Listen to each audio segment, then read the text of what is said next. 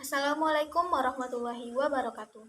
Pertama dan utama sekali, marilah kita panjatkan puji dan syukur kita atas kehadiran Allah Subhanahu wa Ta'ala, atas nikmat dan hidayahnya sehingga kita semua senantiasa dalam keadaan sehat dan berbahagia. Pada kesempatan yang berbahagia ini, kita akan membahas sebuah topik yang sangat penting dalam situasi global saat ini, yaitu bagaimana kita dapat meningkatkan ketahanan ekonomi di tengah ketidakpastian global yang semakin meningkat. Ketidakpastian ini berasal dari berbagai faktor eksternal, baik yang bersifat ekonomi, politik, maupun sosial, yang mempengaruhi stabilitas dan kemajuan ekonomi negara kita. Di tengah semua tantangan tersebut, ketahanan ekonomi menjadi hal yang sangat krusial untuk memastikan keberlangsungan pembangunan dan kesejahteraan rakyat. Ketahanan ekonomi tidak hanya berarti kemampuan untuk bertahan di masa-masa sulit, tetapi juga kemampuan untuk terus berkembang meskipun dihadapkan pada tekanan dan tantangan yang besar. Oleh karena itu, dalam pidato ini, saya ingin mengajak kita semua untuk memahami lebih dalam mengenai bagaimana kita dapat memperkuat ketahanan ekonomi Indonesia agar kita tetap dapat menghadapi tantangan global dengan optimisme dan keberanian. Ketidakpastian global saat ini menjadi salah satu tantangan terbesar yang dihadapi oleh hampir semua negara, termasuk Indonesia. Globalisasi telah membuat dunia kita semakin terhubung, tetapi juga semakin rentan terhadap gangguan eksternal. Dalam beberapa tahun terakhir, kita telah menyaksikan berbagai peristiwa yang menguncangkan perekonomian global, seperti pandemi COVID-19 yang telah menyebabkan resesi global, pemutusan rantai pasokan, dan krisis kesehatan yang berkelanjutan.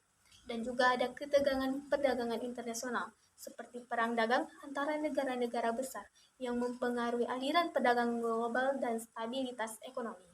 Dan juga ada perubahan iklim yang memberikan dampak besar terhadap sektor pertanian, pertahanan pangan, dan sumber daya alam, serta meningkatkan frekuensi bencana alam. Dan juga ada fluktuasi harga energi, bahan baku, yang sangat mempengaruhi perekonomian negara pengimpor energi, termasuk Indonesia. Dalam konteks ini, Indonesia harus menyadari bahwa kita tidak bisa lepas dari dampak ketidakpastian global tersebut. Oleh karena itu, kita perlu menyiapkan diri dan ekonomi kita agar lebih tangguh dalam menghadapi segala tantangan yang ada. Sebuah negara dengan ketahanan ekonomi yang kuat dapat bertahan, beradaptasi, dan bahkan berkembang meskipun dunia sedang dilanda gejolak. Ketahanan ekonomi adalah kemampuan suatu negara untuk menghadapi dan mengatasi berbagai tantangan yang datang, baik itu krisis internasional, perubahan pasar global, maupun bencana alam. Bagi Indonesia, negara dengan jumlah penduduk yang lebih dari 270 juta jiwa dan keberagaman yang luar biasa, ketahanan ekonomi sangatlah penting. Indonesia harus memiliki perekonomian yang tidak hanya kuat, tetapi juga harus inklusif, adil, dan merata. Ketahanan ekonomi yang baik akan membawa manfaat yang besar seperti mengurangi kemiskinan, meningkatkan lapangan kerja, dan mendorong pembangunan yang berkelanjutan. Dengan ketahanan ekonomi yang baik, Indonesia juga bisa lebih mandiri. Kita tidak akan terlalu bergantung pada negara-negara besar atau perubahan harga komoditas global. Sebaliknya, kita bisa lebih fokus pada pengembangan sektor-sektor yang bisa memberikan keuntungan bagi negara dan masyarakat, seperti sektor pertanian, manufaktur, dan digitalisasi. Selanjutnya kita akan membahas langkah-langkah apa saja yang bisa diambil untuk meningkatkan ketahanan ekonomi. Untuk meningkatkan ketahanan ekonomi Indonesia, ada beberapa langkah strategis yang harus diambil, baik itu oleh pemerintah, sektor swasta, maupun masyarakat. Langkah-langkah ini mencakup penguatan sektor-sektor vital, pengelolaan sumber daya secara berkelanjutan, serta peningkatan kapasitas dalam menghadapi krisis ekonomi global. Salah satu cara yang efektif untuk meningkatkan ketahanan ekonomi adalah dengan diversifikasi ekonomi. Kita tidak bisa mengandalkan hanya pada satu sektor ekonomi, seperti sektor minyak dan gas, atau sektor pertanian. Diversifikasi ekonomi akan mengurangi risiko apabila salah satu sektor mengalami penurunan. Oleh karena itu, Indonesia perlu memperkuat sektor-sektor lain seperti industri kreatif, manufaktur, digitalisasi, dan sektor jasa.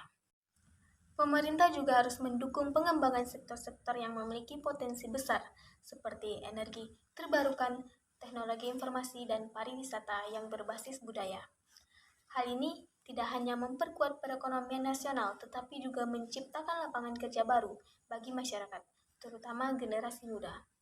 Langkah selanjutnya ada penguatan infrastruktur.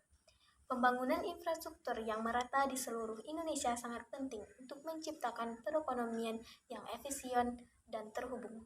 Infrastruktur yang baik tidak hanya mencakup jalan dan jembatan, tetapi juga konektivitas digital, pelabuhan, dan bandara yang memfasilitasi perdagangan domestik dan internasional.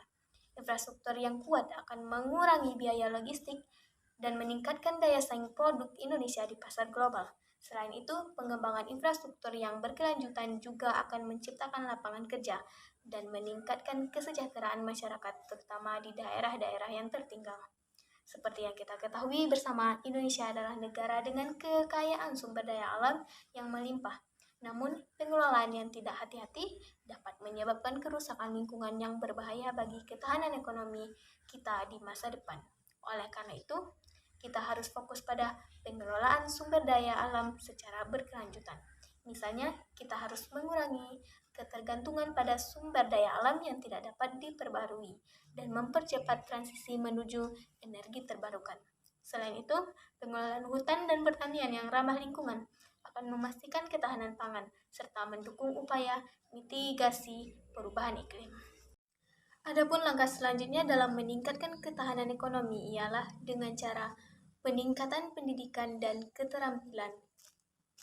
Pendidikan dan pelatihan keterampilan merupakan investasi jangka panjang yang sangat penting dalam meningkatkan ketahanan ekonomi. Dengan meningkatkan kualitas sumber daya manusia, Indonesia akan memiliki tenaga kerja yang terampil dan inovatif yang dapat beradaptasi dengan perubahan teknologi dan permintaan pasar yang terus berkembang. Peningkatan ketahanan keuangan juga sangat penting dalam meningkatkan ketahanan ekonomi, yang dimana sistem keuangan yang kuat dan transparan merupakan pilar utama dalam menjaga ketahanan ekonomi.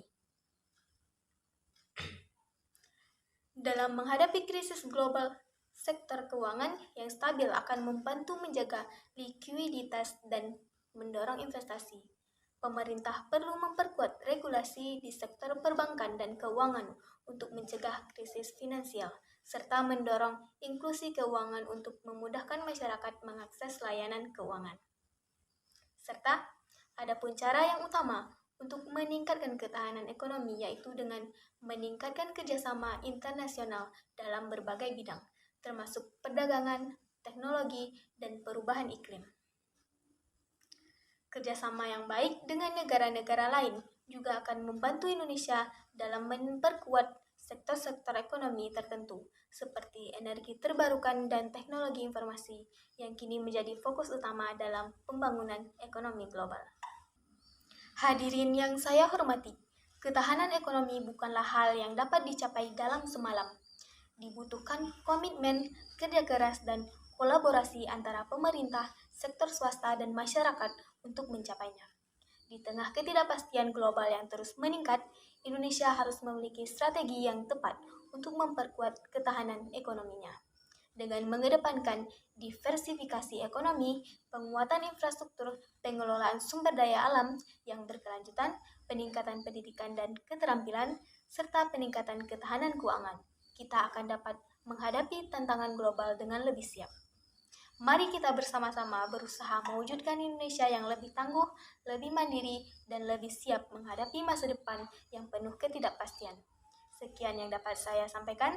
Saya ucapkan terima kasih karena telah menonton video saya. Wassalamualaikum warahmatullahi wabarakatuh.